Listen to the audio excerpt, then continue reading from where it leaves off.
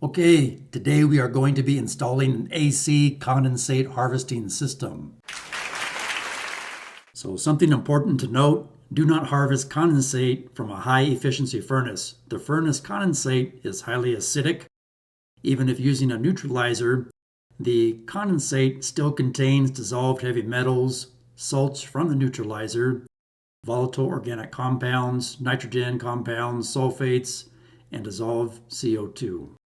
So if you live in a warm climate, chances are your AC condensate line just dumps outside your house like this and creates a big puddle, a mess on your concrete, or perhaps a puddle in your yard like this. Condensate harvesting kit can also solve that problem.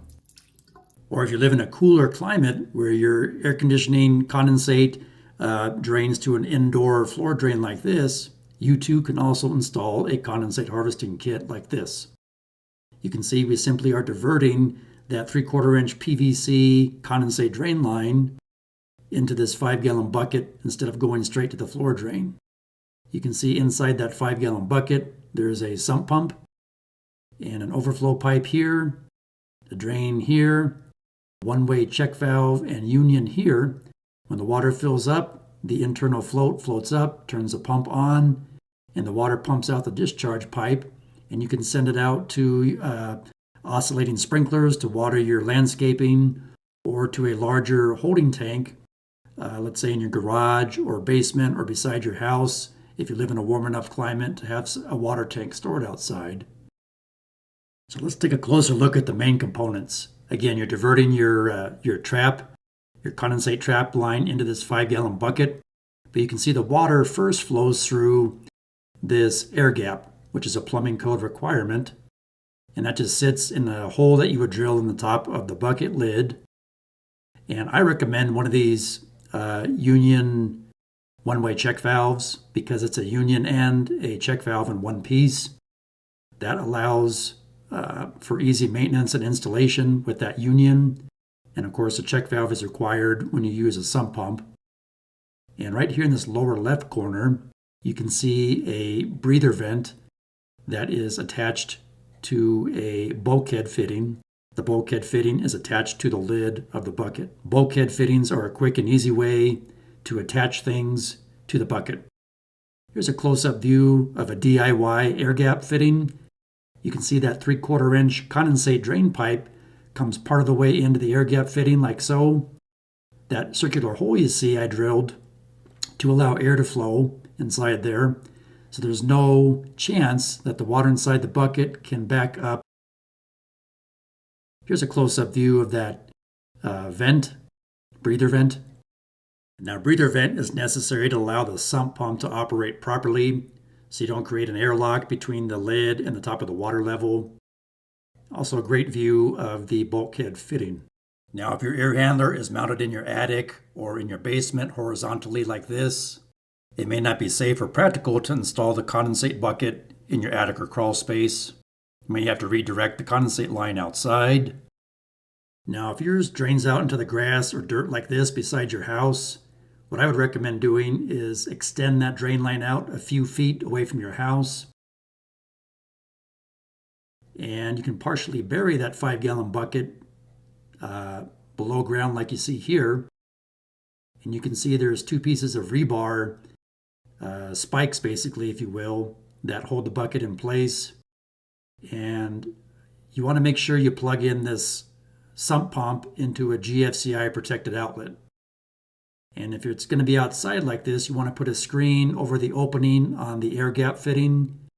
And ideally, you want a screen over the overflow pipe so you don't allow bugs to crawl in to your bucket and clog it up or cause you problems or dirty your water. And I would recommend an additional bulkhead fitting on that discharge PVC pipe because it's outside. You don't want fine dust or bugs getting in there. Now, if you have a package unit, here's another option. You can set that bucket down farther into the ground if your discharge condensate drain line is close to the ground. And you can simply add this irrigation valve box next to the 5-gallon bucket so you can still access your drain valve, as you can see here. And then instead of a separate air gap fitting and a separate breather, It's all integrated into one T-fitting as you see here. So again, this allows you to get that bucket down lower in the ground, basically at ground level. And if you have a window AC unit or a wall AC unit, you could do a simple setup like this. Or if you have a mini split AC unit, you can divert that condensate drain line like this. Or if you have a ceiling cassette, or if you have a portable temporary AC unit like this, you can divert the drain hose into a bucket. If that's not possible, then you could try to elevate the portable AC unit so you can divert the drain hose into a bucket. Or if you have an AC unit that has one of the pull-out drawers where it has a tank inside, then there's your harvested condensate water. I'd be remiss if we did not talk about commercial and industrial applications. Think about all the high-rise buildings, all the commercial offices that have all those rooftop units. In the summertime, they're all running, making condensate. They make a lot of condensate water. Here's just some quick numbers to look at to give you some idea of how much condensate water HVAC equipment can produce.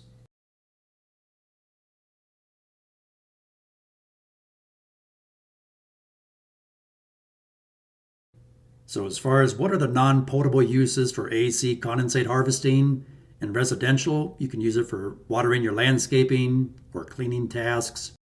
In the commercial industrial space, you can use it for cooling tower makeup water, mop bucket and scrubber cart water, parts cleaner and wash rack makeup water, or other non-potable process makeup water applications, or watering the landscaping.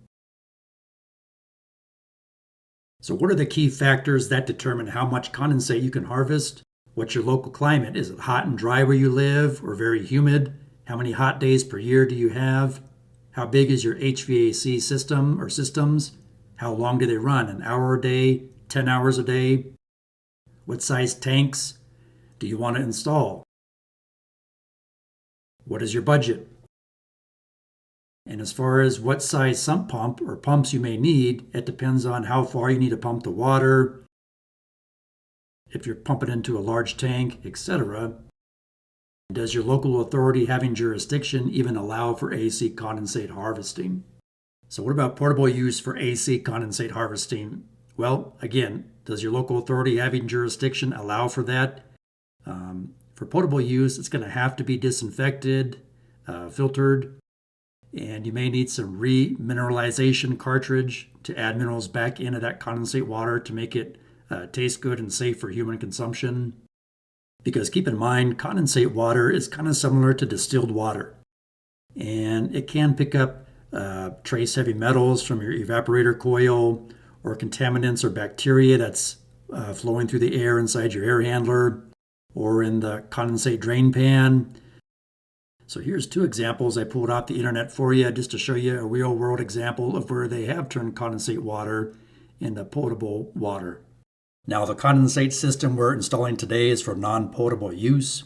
Here's a supply list. These are the major components and parts that I purchased. You can see I've spent roughly $158. Here's what the pump looks like. Here's a water meter. It's an inline water meter. You don't have to install that. I installed that just so I can keep track of how many gallons is running through the condensate drain line going out to my landscaping. So you can buy a tank breather vent, but I found it's cheaper just to make one out of PVC fittings. Here you see me using a flapper wheel to enlarge the inner diameter just a tiny bit. Also drilling holes in this adapter to facilitate air movement through the breather vent. And you'll see what that looks like here in a second.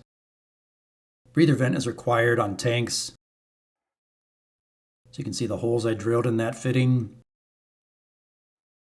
And then the cap would just simply friction fit onto that adapter. And then it'll allow air in when the pump is pumping the water out of the bucket. And then it'll allow air to be pushed out as water starts to fill up in the bucket when your air conditioner is running.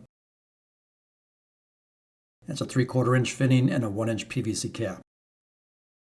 So I'll shine the flashlight so you can see we're going to have plenty of airflow in and through that breather cap. But you can also buy them ready-made if it's in your budget to do so. And again, these parts you can buy just about anywhere: Lowe's, Home Depot, Amazon, etc. So you can see what that looks like. Pretty simple. You can see there's a space between the cap and that adapter fitting to allow airflow.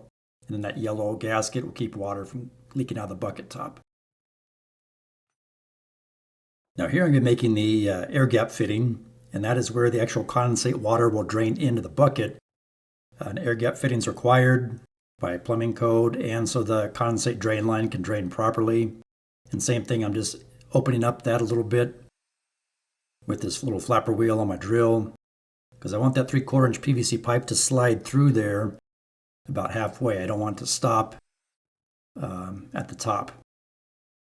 And I'm just using 2 PVC bell reducers.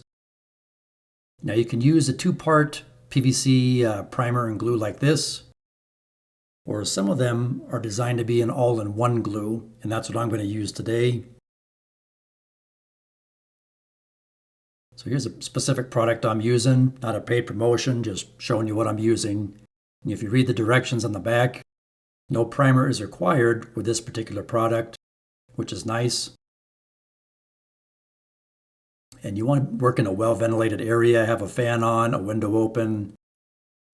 So there's the bell reducers, piece of 1.5 inch PVC pipe.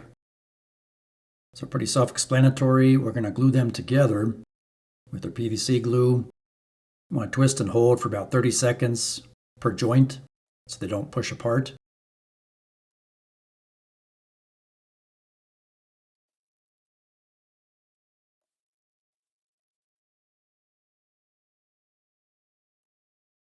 That's what it looks like. So now I'm going to clamp it in a vise and drill a 1-inch diameter hole in the side of this air gap. So there's our hole. That's what makes it an air gap fitting. So it's providing, as the name implies, an air gap between that end of the 3/4 inch condensate drain pipe and the top of the bucket.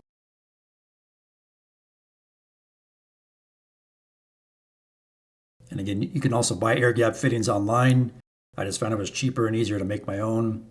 And I just used a spade bit like that to drill my hole. And then I just cleaned it up with that little flapper wheel. Here's the pump. Bought this on Amazon. This one has an integrated float switch attached to the side of the pump, which is nice. Woo! You want to have a sump pump that has a float switch to control the on and off functionality of the pump. This is 120 volts and it's 1 horsepower. Now, if you want a bigger tank or you have a longer run of pipe, you may want to buy a larger pump. Comes with adapters, an owner's manual. So you can see the adapters, how those work. This one, has barb fittings. So if you're going to use like a flexible tubing or hose. And it also has some threaded fittings, which we're going to use. And again, a nice long cord. You want to make sure you plug this into a GFCI protected outlet. So that's manual or automatic mode, just by flipping that switch. And you can buy these just about anywhere, not a paid promotion. Okay, so let's get the bucket lid ready. And the bucket, just a regular 5-gallon plastic bucket. Pump will sit in the bucket like so. And you can orientate it however you need to get your piping to line up.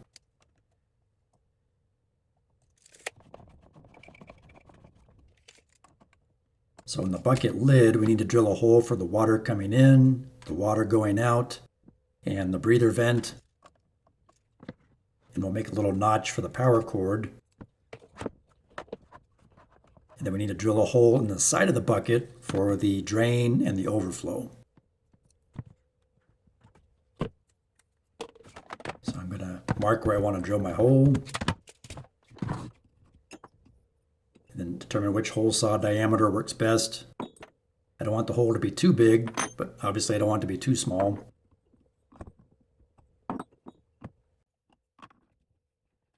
So we're going to have this 1-inch PVC adapter coupler poking through the lid.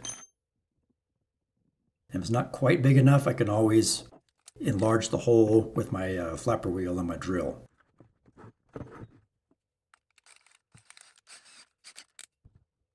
And because I know this hole saw is slightly too narrow, I'm trying to open up the hole a little bit with the hole saw. So you can see it makes quick, easy work of it. You can see it's not quite large enough. So it's going to take my flapper wheel there and remove some material in the hole. And now it goes through. Great, and I'm shaving off these little ridges on the side of this 1-inch PVC coupler. It's a slip by 1-inch female national pipe thread. I'm shaving off these little nubs or ridges so it fits through the hole in the lid better.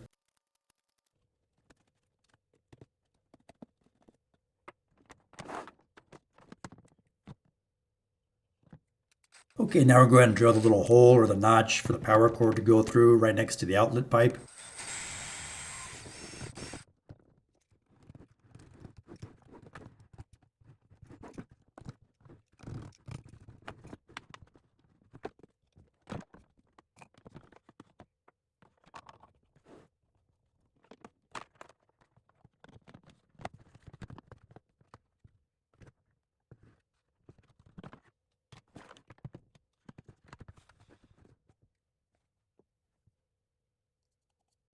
Okay, now we need to drill a hole for our air gap fitting.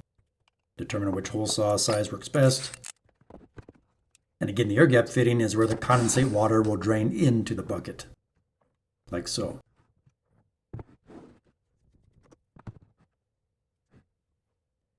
Then next, we need to drill a hole for our breather vent.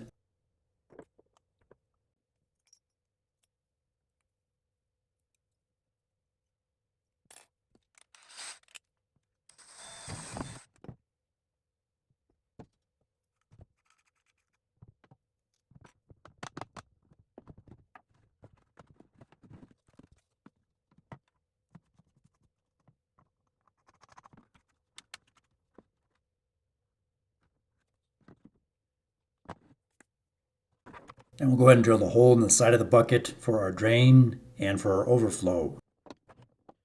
And you want them to be offset slightly from each other so the overflow drain pipe doesn't come down and interfere with your drain valve. And again, just using bulkhead fittings.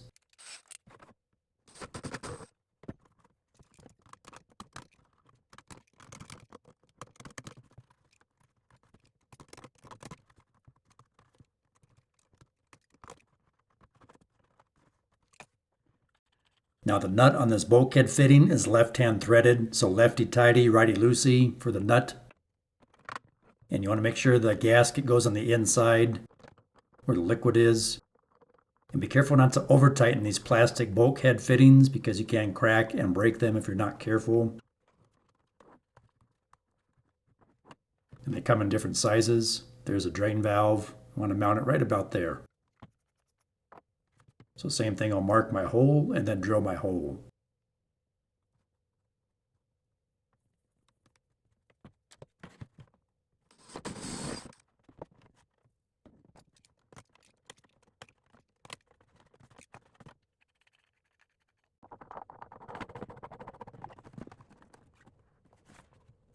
When you drill your hole for your drain, you want to be careful not to drill it too low because you want to compensate for the diameter of the bulkhead fitting.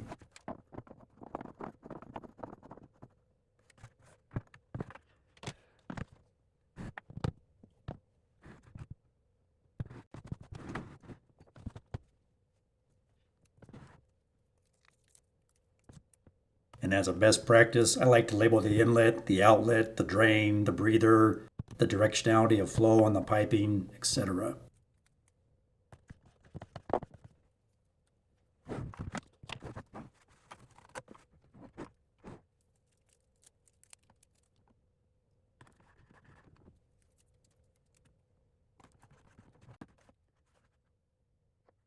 This is a standard boiler drain valve, 3/4 inch. And any threaded connections I make, even though it's plastic piping, I still like to use Teflon tape and pipe dope. I find that gives me the best leak-proof seal. And in this application, I only need to put them on hand tight, because again, you don't want to crack that bulkhead fitting. And I just barely snug it with my channel locks, and it's good. And there's a close-up view of that gasket that I'm talking about.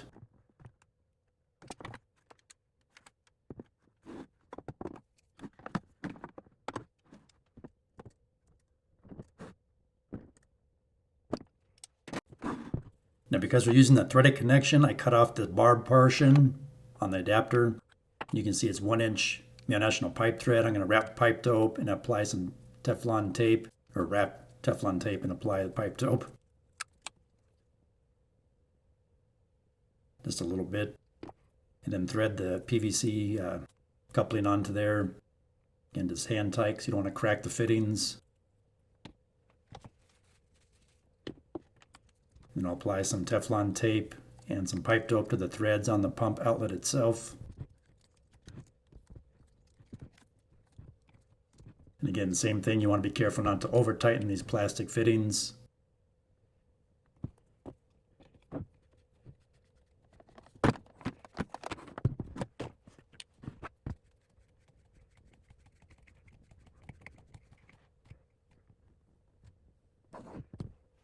When you install a sump pump, you want to drill this tiny 1/16 of an inch relief hole in the outlet. That relieves the air between the impeller and the check valve and allows it to fill up easily with water so it can pump properly. Okay, let's go and do the final assembly now. We'll install the pump. And get the lid orientated and the pump orientated where I want it. Make sure you put the power cord through the lid. And snap the lid around all the way. And our air gap, and good to go. So now we're going to make a base for the 5-gallon bucket to sit on. I'm just using some scrap wood that I have on hand. I'm going to pre-drill my holes before I drive my countersink wood screws. Pretty simple, straightforward. So there's the 5-gallon bucket ready to be installed in place. Set it on the little base. The base allows you to attach a drain hose to the drain valve in the future if you ever need to drain it. When you cut your PVC pipe, if you're using the SDR21 PVC, I don't recommend using these cutters because you can see it pinches the pipe and can actually break the SDR21 PVC pipe. Works fine for Schedule 40 though. I'd recommend using a hacksaw if you're going to use the SDR21 PVC. So I already have this existing copper pipe. It's an abandoned sprinkler pipe that goes outside the wall of the house. So I'm going to adapt to it by using this compression fitting. You always want to make sure you clean and deburr the copper pipe. You need to use 2 wrenches. And as you tighten the nut down, that ferrule or that ring tightens down around the copper pipe, creating a watertight seal.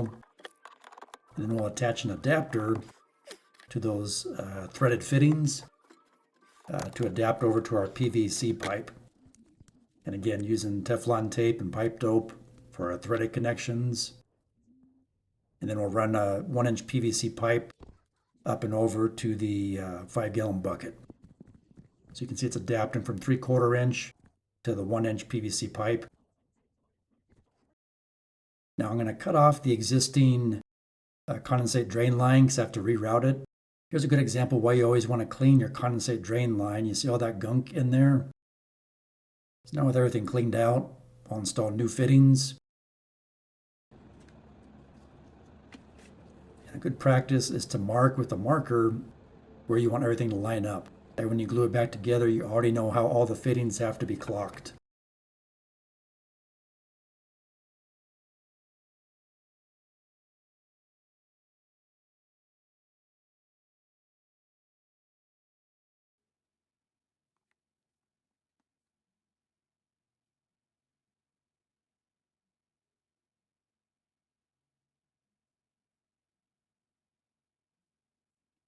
And it's a good idea to dry fit your fittings together first before you actually glue them, just to make sure everything will fit and lines up properly. And again, make your witness marks with your Sharpie so you know how everything lines up, like so.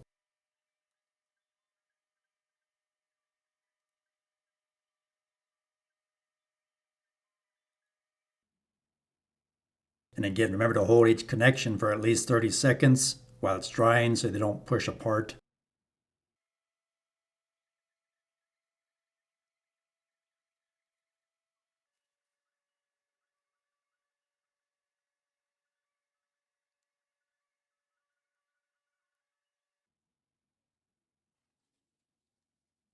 Okay, now I need to reattach the condensate trap assembly. to the evaporator coil drain pan here. You can see me wearing a respirator with filters. That's because I do not want to be breathing in those PVC glue fumes.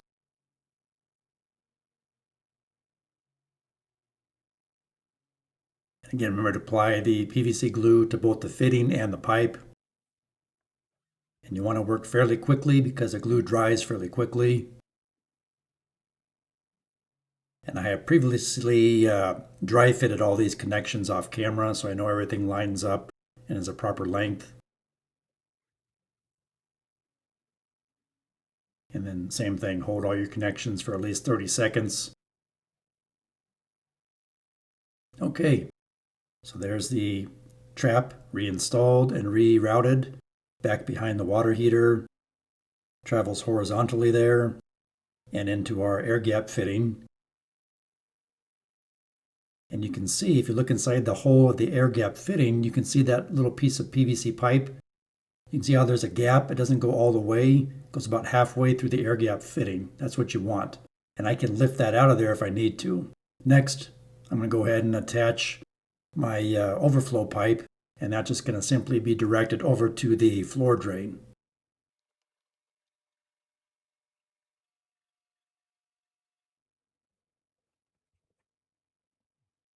Okay, so we got our condensate drain line heading over to the 5-gallon bucket. That's installed. Our overflow pipe is installed. Our 1-inch discharge pipe is installed. With the one-way check valve and union, the pipe runs up and over and out the sidewall of the house. That's 1-inch PVC. There's a check valve and the union there. And then you can see the 3/4-inch overflow pipe is routed directly to the floor drain. So if the pump ever failed, the water would simply flow out that overflow drain. So I hope that all makes sense. And the pump is plugged into a GFCI protected outlet. Okay, so outside you can see the copper pipe sticking through the wall there. It's currently capped off. That's where our water is going to come out. And I went ahead and installed this inline totalizer like I mentioned. Keep track of how many gallons. Started out by digging a trench. So the PVC pipe will be buried partially underground, obviously. You want to be very mindful. Make sure there's no utilities underground before you dig. And then I'll backfill the trench once the PVC pipe is in the trench. And over to the plants along the fence. And then rake the gravel back in place. So that pipe runs all the way along the fence line there by the trees and bushes. And I drilled 1/8-inch weep holes along this 3/4-inch PVC pipe, staked it down in place and painted it brown. So there's weep holes at each one of the bushes and trees. So water will just weep out of there down into the soil, into the roots for the plants. And I use this spray paint that's designed to be used on plastic. So now we'll go ahead and test everything. I'm going to dump a bucket of water in here.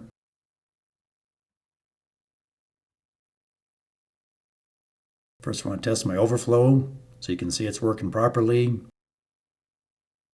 That's good. Right now the pump is unplugged, obviously. I want to check for leaks. No leaks at the overflow bulkhead fitting, that's good. No leaks at the drain bulkhead fitting or the drain valve, that's good. So I'll go ahead and push the lid on, reattach my union. Everything looks good inside the bucket. It's full of water. Plug it in. And the float switch will turn on the pump.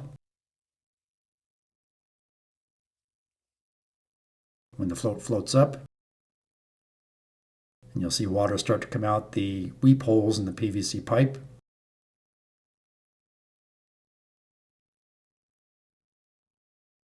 There we go. And then once the bucket is empty and the float switch floats down in the bucket, it'll shut the pump off.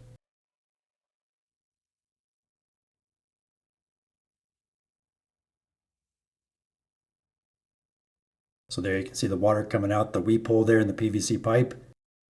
So obviously in the summertime when the AC runs, the bucket fills up, the condensate will be discharged out here to water the plants. and just slowly soak into the soil.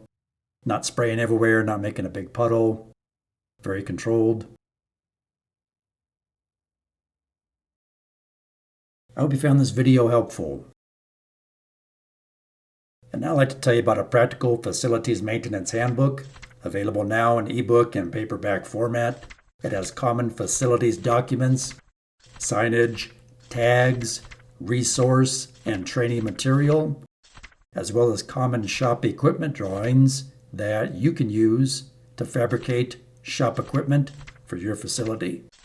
The link for this book is in the video description below.